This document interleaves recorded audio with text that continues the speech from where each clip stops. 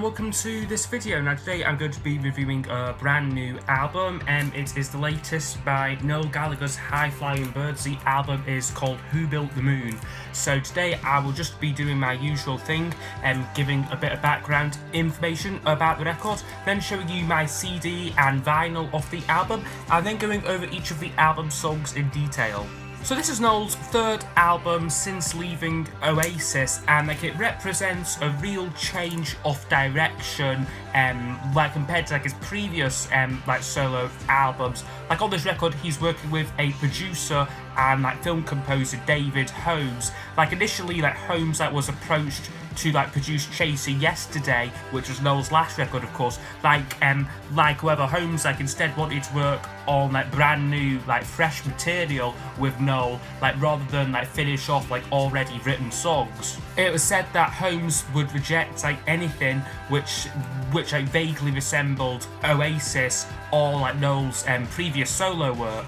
So far, the album, it has divided Noel Gallagher and Oasis fans, and there are obvious comparisons and contrasts to Liam's album what came out a couple of months ago now. When the trailer for the album was announced, and the single Holy Mountain, it seemed to bamboozle a lot of fans at Noel's change of direction. And many prefers Liam's more nostalgic, if slightly unambitious album. Personally, I was right with this album from the get-go. I thought that it was a great change in direction for Noel, and I really loved the single Holy Mountain as soon as it was released, to be honest with you. So because this is so soon since it came out, I'm reviewing this on the Sunday, after it came out on the Friday. So as of yet, there are no chart positions for it. I'm hoping that it will get to number one, Liam's album did get to number one. Whether that was a more accessible album, there's a bit more promotion for that record. So maybe this one might not get to number one. It really just depends what else has come out this week. So yeah, I will just show you my vinyl copy, but first the CD. I also bought the CD. I got this off Noel's official website, as part of a bundle. So here is the deluxe CD version here. Comes in a little slipcase. Comes out like this. You get a little hardbound book, which is quite nice. Inside there isn't much content-wise. It just sort of opens up like this. You get very, very thick pages. The quality is good. Just the content isn't brilliant. You basically just get one line from every song. It's not full lyrics, but you get a nice little illustration to go along with each track, which is quite nice. And there's a picture of Noel himself in the back, and then just writing credit stuff. And then the actual CD itself is just contained in the back here. It looks like this here. And the vinyl, I'll just put the CD away now, if it can go back in its little slot. Okay, so there we go, that's that back. The vinyl here looks like this here. Now, this is the exclusive picture disc version. You can also get this on white and black vinyl, as well as other colours, I think. Because I ordered from Noel's website, you also got this kind of printed lyric sheet here, with a sort of printed signature, it isn't actually signed by Noel. So yeah, that's just the lyrics to the song The Man Who Built the Moon. Vinyl from back of it there. I really, really like the artwork on it. I think it is fantastic album art. The inside gatefold is equally stunning as well, very sort of trippy, psychedelic design. And the inner sleeve looks like this here. You also get a download code with the vinyl, which I don't think I'll bother showing. And then the picture disc looks like this here, which is really, really nice. I might end up getting the black vinyl as well, because I haven't played this yet, so I don't know what the sound quality will be with this one here. And sometimes picture discs can be a little bit dodgy sound quality wise, but I just thought it looked so cool, I had to have it. So yeah, that is the vinyl record looked at. Okay, so I'm now going to go over each of the album songs in detail. I will score each track out of 10, and then those scores will be used to give us a overall percentage marking for the album.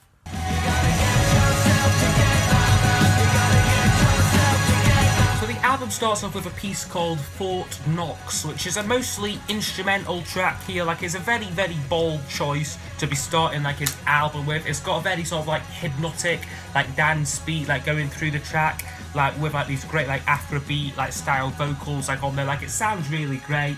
Apparently, it was like inspired like by like a Kanye West song, and like it actually like had like more vocals. This, like Noel said, like he wrote like a whole song around this, like, but for some reason like it just like wasn't working.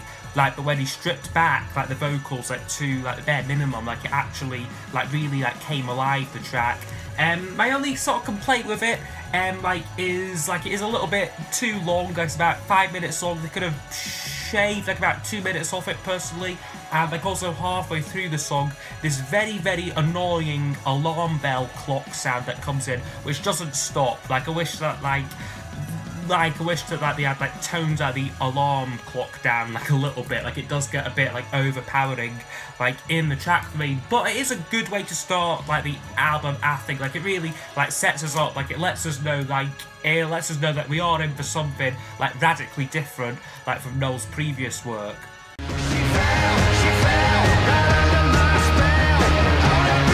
And then that goes into Holy Mountain, which was the lead single from the record. And like, as I said, like it was a song which I like instantly loved. Like, it wasn't like one of like these songs which like has to grow on you. Like, for me, like I got this song like immediately.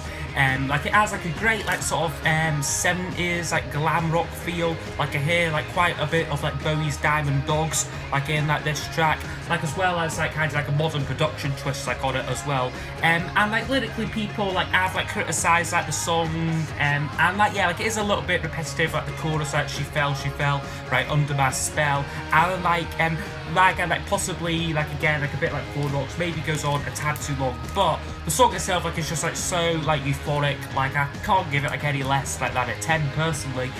Another little notable aside with this track, like the fantastic Paul Weller is like playing organ like on this song. But yeah, a fantastic track there, like a really great first single. A little bit disappointed that it didn't do better in the charts though, but really like singles charts and like artists like Noel Gallagher like don't go together like nowadays like as much like as like they did like say like 10 years ago.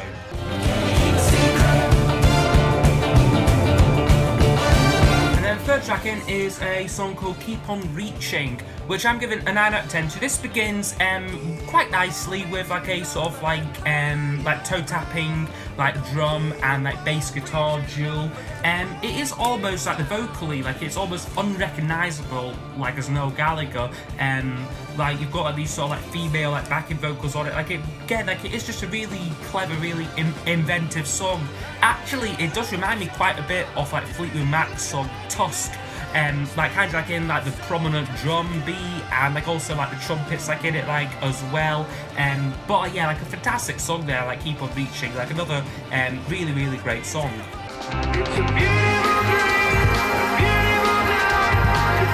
Next song was another one of the singles, well, like not really singles, like more like preview tracks like from the record, a song called It's a Beautiful World, which again, that was another song which I like instantly loved. Like, it goes through so many different stages, this song here. Like, they're quite sort of funky, like rhythmic verses like to it, like, but then like the chorus, which comes in like about like 2 minutes in, like so like anthemic, like beautifully produced. Like, it's like really lovely song, I think. And like again, like great like optimistic lyrics to it as well. Like, this is like this kind of joyful like element like is a theme what really runs like deep through this record here. Also, the track, like, it is broken up like quite nicely. You get like a little like French spoken word like interlude, which I mean, like, it is like I don't want to say like it's pointless. Like, it serves the track like quite well. Like, it does like keep it interesting. Like, but yeah, like I mean, like I could maybe like do without like the French bit like in it. Like, well, like it isn't a bad song like by any means. Like, it's a fantastic track. Like, I'm giving it like a full 10 out of 10. Personally, like, It's a Beautiful World. Yeah, a fantastic song.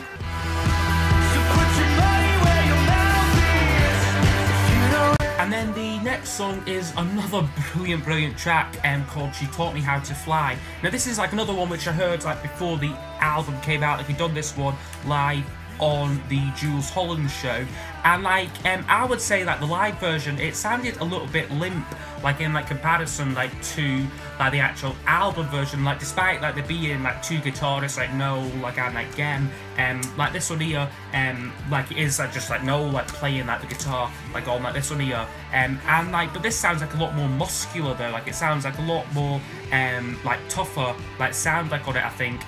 Inspired by Blondie, this song, and like also like I hear like quite a bit of like New Order like on this track, like Bernard Sumner sort of like style guitar like licks like throughout the song. Lyrically it's maybe a tad repetitive, like the verses are like what's it like, the one I love, she's divine, and she's out to blow my mind, the one I love, she taught me how to fly. That's basically like the verse lyrics, but production wise and like musically it is perfection, this song, like I think.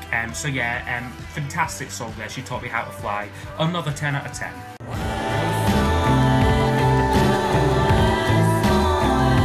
And then we hit the first song on the record, which I'm not too keen on. It starts side 2, and it's called Be Careful What You Wish For.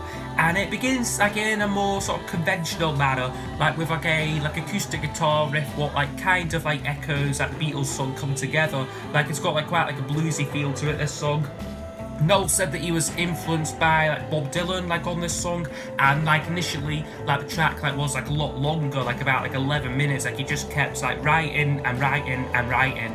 Thankfully they did cut it down like quite a bit like for the record, like, but it's still about 6 minutes long, this song, and like for me it just goes on far too long.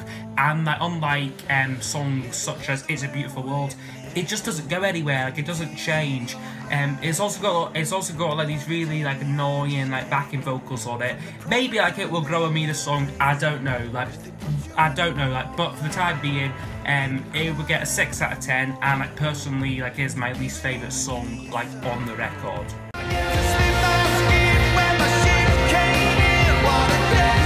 Thankfully though, the album is redeemed by a song called Black and White Sunshine, which is a more kind of classic Oasis rock feel to it.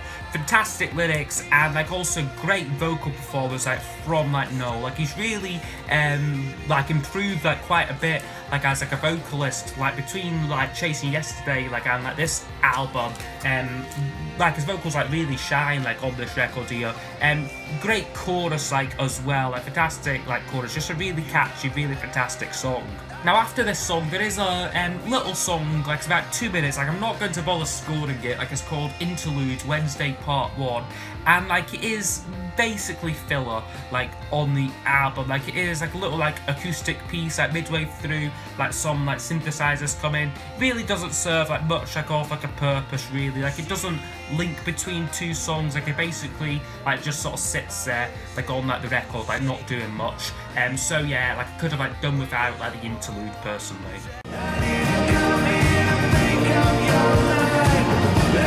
Then we get another brilliant song, which maybe this one could be my favourite song like on the album right now. It's called If Love Is the Law, which is a very sort of propulsive song to it. Like it reminds me like it's got a quite a sort of Phil Spector-esque like wall of sound like on it, like with like the sleigh bells and that, but also reminds me quite a bit like of like the Beach Boys' Pet Sound stuff, like in like kind of like the melancholic nature like of like the lyrics and like the layer production on it as well, like, and also the lyrical themes like of like a failed romance. I just think it is a fantastic song. You've also got Johnny Marr like on this song, like not playing guitar like but playing like harmonica, which works really well. Like it doesn't sound like it should work like on paper, like, but it is like harmonica solo just like slots right into the song, like, and like it blends like seamlessly like with the track. So yeah, If Love Is the Law, another epic track. We never should have left town in the first place.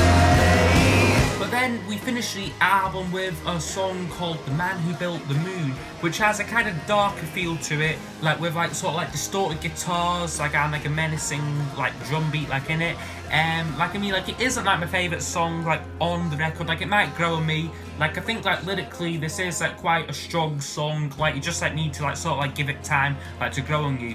But like right now, like I would give it a 7 out of 10. The album then finishes with kind of like end credits, which is basically just like a repeat like of like the interludes like earlier like on the record. It does give it like a slightly sort of like filmic quality to it. Like I think like that was certainly the influence like of like David Holmes like on here. Like, but again, it doesn't really serve like much like of like a purpose. Like it basically just like rounds off the album like brings things like to an end, like the end credits and Wednesday Part 2. So don't walk away, love. There's never. But there's more, because on the CD versions of the record you get a bonus song which is very notable.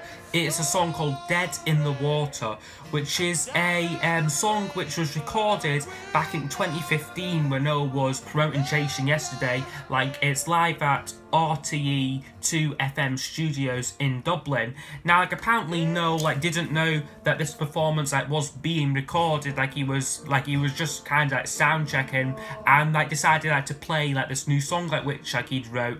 However, like it was being like recorded, and like when like they were looking for bonus material, like one of like his like staff like mentioned like this song, like what about like the water song, and like Noel said like I haven't like recorded that, but like apparently the radio station did, so like they got in contact, like managed like to get like the rights like to the song, and like yeah, it is amazing, fantastic song, like a lot more like kind of like classic, like stripped back like acoustic song, like in like similar veins like Talk Tonight, or like what other sort of like Noel Gallagher Sit Down, like sad song, like those sort of tracks, like, but I think it's brilliant. Like I think like melodically it's very strong, and like vocally brilliant as well. A fuller version that would have been nice, and maybe like a bit more production like on it. Like I really wish that one day like he would properly record this song, because he does sound a little bit like unsure like of like the lyrics like on this one here. Like I mean, because this was basically just like a first run through. Like but like as it is, like I would give it like a 9 out of 10, because it is a great song and like has great potential like as like a fully blown like studio track. Like whether like Noel like has said that he doesn't want to like re-record that song, unfortunately. Okay, so overall this album would score 89%, which is a very, very high score indeed. Things I love about this record is just very positive, like very like optimistic, very joyous record. It's also different as well, like Noel's trying out new things like on this album, like pushing himself like as like a musician, and like at this stage again like his career, like at 50 years old, like it's a very like good thing like to be doing, like continuing like to push himself like as like a musician. My sort of like complaints about the record, like they are quite limited. Like I would say like there are a couple of like weaker songs, such as like Be Careful What You Wish For, like, and like The Man Who Built the Moon. However, I think like with time those songs will probably grow on me. I could do without like the two like interludes, so like personally like maybe like a fuller version like of like Dead on the Water, or like Dead on the Water, like, or like no, like I said that he's got about like three or four like leftover tracks, like those like maybe like would have been like good, because like to be honest, like 11 songs like on like the actual record, like 3 like instrumentals, like only like 9 like actual songs, like with lyrics. Like it maybe like could do like with a few more like actual songs, but still like a fantastic record, which I would like urge you all to go out and buy, like if like you are like a Oasis fan like or not. So yeah, so I hope you have enjoyed this review, and I will see you next time. Goodbye. Let the storm rage. I die.